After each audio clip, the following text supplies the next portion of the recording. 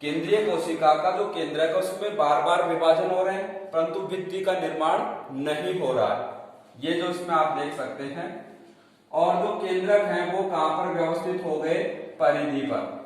केंद्रक परिधि पर व्यवस्थित हो गए और जो बीच का जो स्थान है वो खाली रह गया, जिसको क्या नाम दिया गया है? रिक्तिका। ठीक है, तो इसका उदाहरण है लगभग आधे आवर्त बीजी जो पादप है, 56%। अधिकांश आवर्त बीजी पादप मतलब 56% इसका एक आंकड़ा ले लिया। उनमें कौन सा भ्रूणपोष पाया जाता है? केंद्रीय भ्रूणपोष। ठीक है, नारियल का जो पानी आता है, नारियल में जो पानी है वो भी इसी का उदाहरण है, केंद्रीय भ्रूणपोष का। ठीक है, तो इसका आरेख इस प्रकार से बनाएंगे हम। ये ऊपर की जो संरचना है चतुष्क, वो है भ्रूण। ठीक है, मध्य में जो स्थान बचेगा वो है रिक्तिका। केंद्रक का बार बार विभाजन होगा पर भित्ति नहीं बन रही है, और केंद्रक कहां पर व्यवस्थित हो रहे हैं? परिधि पर। तो ये है केंद्रीय भ्रूणपोष। दूसरा कोशिकीय भ्रूणपोष। कोशिकीय भ्रूणपोष है, उसमें केंद्रक विभाजन हो रहा है पहले की तरह, परंतु उसके साथ साथ में कोशिका जो भित्ति है उसका निर्माण भी हो जाता है। मतलब जब कोशिका भित्ति बन जाएगी तो प्रत्येक केंद्रक एक अलग अलग कोशिकाएं बना लेगा, जैसा कि इस दूसरे डायग्राम में आप देख रहे हैं।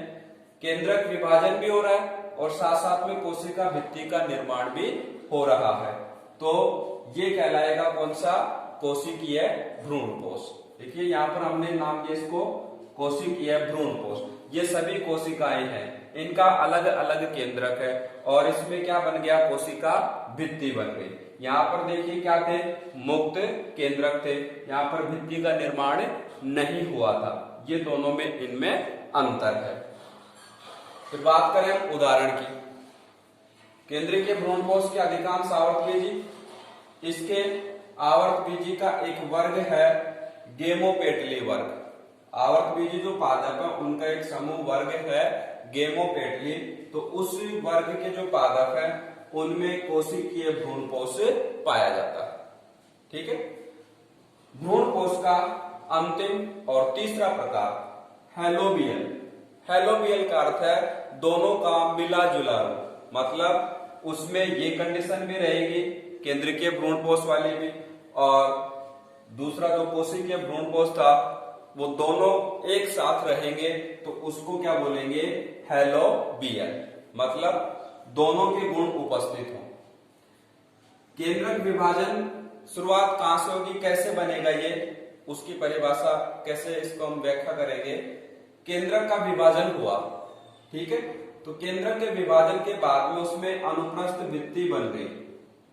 अनुप्रस्थ भित्ति बनी, उससे दो कोशिकाएं बनेगी पहले, एक ये कोशिका मान लो और एक ये नीचे वाली।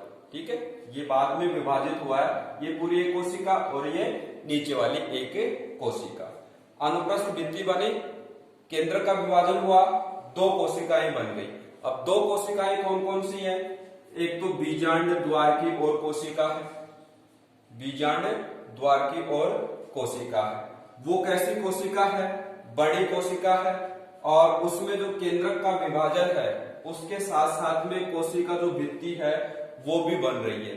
जो बड़ी कोशिका है उसमें केंद्रक का विभाजन हो रहा है, उसके साथ साथ में क्या बन रही है? ये भित्ति भी बन रही है। ठीक है, दूसरा ये जो क्षेत्र है जिसको हम निभाग कह सकते हैं, इधर हो गया बीजांड द्वार, इधर हो गया निभाग। तो निभाग जो क्षेत्र है उसमें एक छोटी कोशिका कह सकते हैं, जिसमें क्या है? ये मुक्त केंद्रक है। एक तो हो गई बीजांड द्वार की और बड़ी कोशिका, और उसमें केंद्रक का विभाजन हुआ। केंद्रक के विभाजन के साथ साथ में कोशिका भित्ति भी बन गई, ये जो भित्ति बन गई। ठीक है, दूसरी जो कोशिका है, छोटी कोशिका, किस तरफ है? निभाग। ये कौन सा भाग है? निभाग। ऊपर की तरफ बीजांड द्वार। तो निभाग की और छोटी कोशिका है, उसमें क्या है? मुक्त केंद्रक है। तो देखिए दोनों का ये प्रकार बन गया। मुक्त केंद्रक किसमें थे? केंद्रकीय में, और कोशिकीय भ्रूणपोष दूसरा टाइप। तो इसमें कोशिकीय भ्रूणपोष भी है और मुक्त केंद्रीय भी। तो दोनों का मिला जुला रूप है, इस कारण से इसको हम क्या बोलेंगे, हैलोबियल। ठीक है, तो भ्रूणपोष एक ऐसी संरचना है जो त्रिक संलयन के दौरान बनती है। त्रिगुणित संरचना, फिर इसके 3 प्रकार हैं, केंद्रकीय, कोशिकीय और तीसरा हैलोबियल। केंद्रकीय में क्या होगा, केंद्रीय कोशिका का केंद्रक बार बार विभाजित होगा परंतु उसमें भित्ति नहीं बनेगी और केंद्रक परिधि की ओर क्या हो जाएगा, व्यवस्थित हो जाएगा। तो इसको तो बोलेंगे केंद्रीय भ्रूणपोष। दूसरा जो टाइप है कोशिकीय भ्रूणपोष, इसमें केंद्रक है वो विभाजित होगा, उसके साथ साथ में क्या बनेगी, कोशिका भित्ति भी बनती जाएंगी और ये टाइप कहलाएगा कोशिकीय भ्रूणपोष। और तीसरा है वो दोनों का मिला जुला रूप है, मतलब हैलोबियल में केंद्रीय भ्रूणपोष भी है एक तरफ और एक तरफ कौन सा है, कोशिकीय भ्रूणपोष। तो ये तो टॉपिक हुआ अपना किसके बारे में, भ्रूणपोष किसे कहते हैं, उसके कितने प्रकार हैं।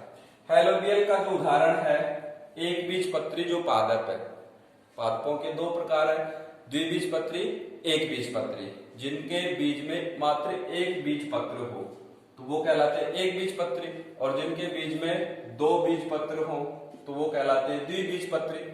तो एक बीजपत्री पादप है, उनका एक वर्ग है जिसको इसी नाम से जानते हैं, हैलोबियल वर्ग। ठीक है,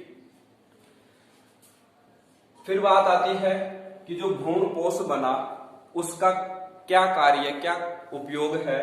तो भ्रूणपोष है उसका मुख्य रूप से कार्य है पोषण का, पर हम इसमें बिंदु बढ़ाने के लिए अलग अलग तरीके से बता सकते हैं।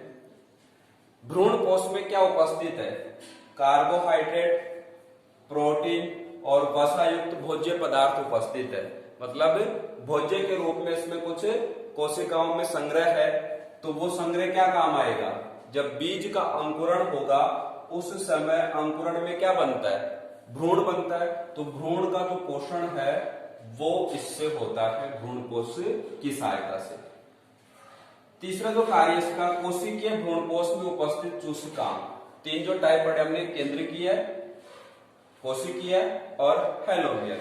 इनमें से जो दूसरा टाइप है कौन सा, कोशिकीय भ्रूणपोष, इसमें क्या है, कुछ चूसकांग पाए जाते हैं। तो ये चूसकांग क्या करते हैं, भ्रूणपोष से और उसके भी बाहर कोई कोशिकाएं हैं उनसे भोजन का चूषण कर लेते हैं। तो घुमा फिरा करके एक ही कार्य इसका, पोषण का। भ्रूण है उसका पोषण करना, वो भ्रूणपोष का कार्य है। ठीक है, भ्रूणपोष बन गया, उसके अलग अलग टाइप बता दिया हमने, उसका कार्य बताया। अब आगे क्या होगा, भ्रूण का परिवर्धन होगा। तो भ्रूण का परिवर्धन है वो नेक्स्ट टॉपिक अपना, भ्रूण का परिवर्तन। तो पहले तो इसका सामान्य परिचय, इतिहास बताया गया है कि हैंस्टीन नाम के एक वैज्ञानिक थे, उन्होंने सबसे पहले क्रूसीफेरिकुल है जो कि एक द्विबीजपत्री का उदाहरण है। क्रूसीफेरिकुल है उसका एक पादप है कैप्सुला बर्सा पेस्टोरिस, कैप्सुला बर्सा पेस्टोरिस। उसमें सबसे पहले इसका अध्ययन किया, किसका, भ्रूण के परिवर्धन का। ठीक है, फिर इसके हम चरणों की बात करें कि भाई भ्रूण का परिवर्तन किस प्रकार से होता है। तो सबसे पहले हम बात करें जो बीजांड द्वार है उसकी ओर क्या स्थित है, अंड कोशिका। जैसे हमने भ्रूण का जो परिवर्तन है उससे पहले संरचना पढ़ी भ्रूणपोष, तो उसमें इस प्रकार से संरचना थी। ये मान लो बीजांड द्वार है और यहां पर इस प्रकार से कोशिकाएं हैं।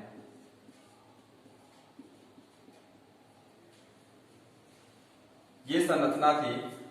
तो भ्रूण का परिवर्तन, उसका सबसे पहला चरण क्या है, सबसे पहले ये जो बीजांड द्वार है उसकी ओर क्या है, अंड समुच्चय है जिसमें एक अंड कोशिका है और 2 क्या है, सहायक कोशिकाएं। तो जो अंड कोशिका है उसको निषेचित करेगा। सबसे पहले बीजांड द्वार की ओर स्थित अंड कोशिका है वो निषेचित होगी, किससे, वे पराग नलिका बनी थी और नर युग्मक इस तक पहुंच गया था। तो अंड कोशिका निषेचित हुई सबसे पहले। निषेचित हो गई तो निषेचित से कौन सी संरचना बनेगी? युग्मनज। निषेचन के परिणाम स्वरूप कौन सी संरचना बनेगा? युग्मनज। युग्मनज बन गया, ये पहला चरण हो गया भ्रूण के परिवर्तन का। दूसरा चरण, जब जायगोट या युग्मनज बन गया तो उसमें सबसे पहले एक विभाजन होगा, अनुप्रस्थ विभाजन। कोई इस प्रकार से संरचना, उसको इस प्रकार से काटे तो कौन सा है? अनुप्रस्थ विभाजन।